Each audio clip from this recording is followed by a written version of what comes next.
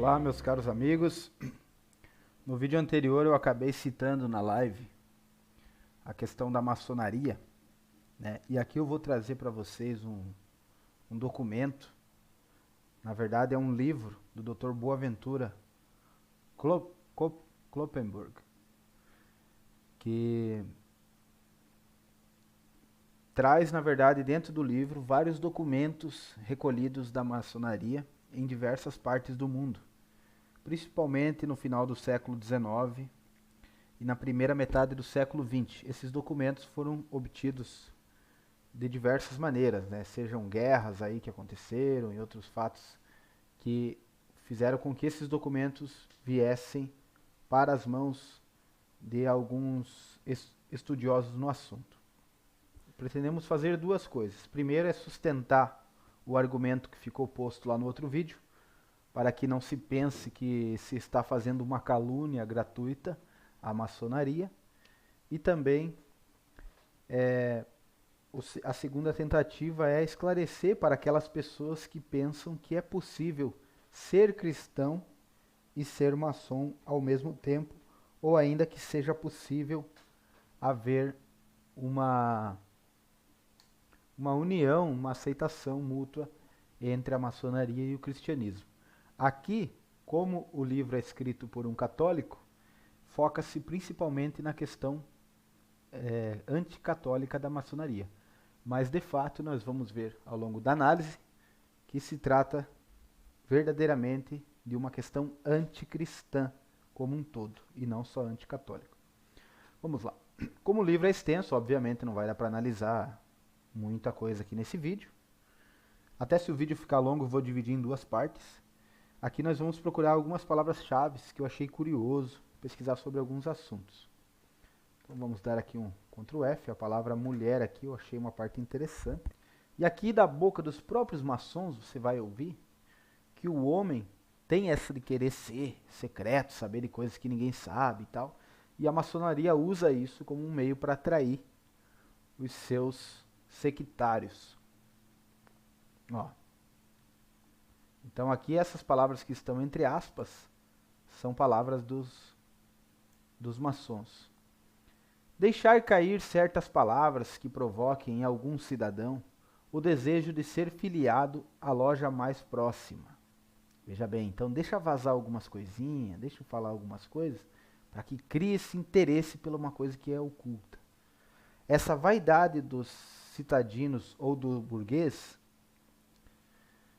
de enfeudar-se à maçonaria tem algo de tão banal e de tão universal que eu pasmo da estupidez humana. Ou seja, aqui o maçom está escrevendo, falando mal, chamando de estúpido aqueles iniciados da maçonaria, aqueles que querem ser maçons pela curiosidade e tudo mais, né, por essa vaidade. Admiro-me de não ver o mundo inteiro bater à porta de todos os veneráveis e pedir a esses senhores a honra de ser um dos obreiros escolhidos para a construção do Templo de Salomão. Então o Templo de Salomão aqui seria o fim da maçonaria, né? Seria o objetivo. Aqui não se sabe se realmente e verdadeiramente está se referindo a uma construção real em Israel do terceiro templo, ou se está pregando, na verdade, que os princípios maçons estejam por todo o mundo. O prestígio do secreto exerce sobre os homens tal poder que as pessoas se preparam com tremor para as fantasmagóricas provas de iniciação e do banquete fraterno. Ver-se membro de uma loja, sentir-se longe da mulher e dos filhos, chamado a guardar um segredo que nunca vos confiam, é para certas naturezas uma volúpia e uma ambição. Então você vê aqui como os maçons mesmo desprezam seus próprios membros, né, os seus iniciados aí. Desde que haja louca pretensão de conservar Deus na escola, toda a aspiração para a bondade e para a justiça fica reduzida a zero. Ora, veja só, né? Logo os maçons que são tidos como se uma pessoa não acreditar em Deus não entra na maçonaria, como se, né, fosse uma coisa tão ótima assim, o que eles fazem. Conservar Deus na escola equivale a conservar na escola a mentira, condenando as gerações do futuro ao mesmo espírito de subserviência, à mesma atmosfera de intolerância, sob que gemeram e agonizaram as gerações extintas. Conservar a Deus na escola? Para quê? Disse Madame Curie. Essa grande mulher, honra e glória do feminismo mundial. Então você veja, meu amigo, é o laicismo pregado aqui já em 1930, 1929, né? Que já estava consolidado, na verdade, aí nessa época, né? Então sempre foi o objetivo da maçonaria varrer todo o tipo de crença nas escolas, né? Por isso que na sua aula de história você não vai ver ninguém falando sobre o Gênesis, sobre a criação do mundo, sobre Abraão, né? Fatos da história e tudo mais. Você vai ver eles falando da pré-história, da evolução e de um monte de coisa, mas não, eles vão ignorar a Bíblia como se nunca tivesse existido. Aqui, ó, palavras dos maçons aqui, ó. O livro todo ele está explicando quem é que escreve e tudo mais, eu não vou entrar nesses detalhes, né? Você pode baixar o livro que está aí na internet. Os abaixo-assinados, delegados de diversas nações do mundo civilizado, reunidos em Nápoles para tomar parte do anticoncílio, afirmam os princípios seguintes. O que é esse anticoncílio? Era o concílio que havia sido realizado na Itália, né? Se não me engano, é nessa época que foi realizado o concílio Vaticano I, justamente para condenar os erros da modernidade. Então afirma os princípios seguintes. Eles proclamam a autonomia da razão contra a autoridade religiosa, a independência do homem contra o despotismo da Igreja e do Estado, a escola livre contra o ensino. Lembre que o Estado aqui na época era confessional, né? Só para vocês lembrarem. Contra o ensino do clero, não reconhecendo outra base de crenças humanas que a ciência. Eles proclamam o homem livre e a necessidade de abolir toda a igreja oficial. A mulher deve ser liberta dos laços que a igreja e a legislação opõem ao seu pleno desenvolvimento. A moral deve ser completamente independente de toda intervenção religiosa. Então aqui já começam os ensaios do feminismo no final do século XIX.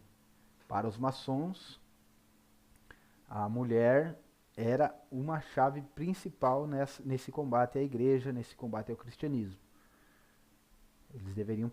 Eles pregavam, na verdade, que a mulher era oprimida, tanto pelo clero quanto pelo Estado e a sociedade. Veja bem, aqui ele faz uma crítica aos católicos com relação à consciência. Os moralistas católicos sempre consideram a consciência individual como norma próxima, subjetiva e obrigatória da ação. Aqui vou pular, ó. Os moralistas católicos proclamam unanimemente ser ilícito e pecaminoso agir contra a consciência, claro. Ou, o que no fundo dá no mesmo, contra a própria razão, ainda que erroneamente formada. Bem outra, todavia, é a questão da formação da consciência, com que critérios as normas deverá cada um formar ou orientar a sua consciência. A doutrina maçônica ensina que cada qual deve formar a sua consciência apenas de acordo com o parecer da sua própria razão, excluindo toda e qualquer intervenção alheia, mesmo divina. Veja bem, então eles estão dizendo que você deve formar a sua consciência segundo aquilo que você acha, segundo aquilo que você quer, segundo aquilo que... ensina que deve formar a sua consciência apenas de acordo com o parecer da sua própria razão. Então, se a pessoa, na razão dela, na loucura dela, ela achar que ser pedófilo é algo bom e não é pecaminoso, ela vai seguir aquilo e ninguém pode interferir, sem qualquer, excluindo toda a intervenção alheia. Por isso que a maçonaria prega coisas contraditórias. Por isso que a maçonaria prega o aborto, o feminismo e todas essas coisas aí, entendeu? E ao mesmo tempo prega também a crença em Deus e tudo mais, coisas todas contraditórias, né?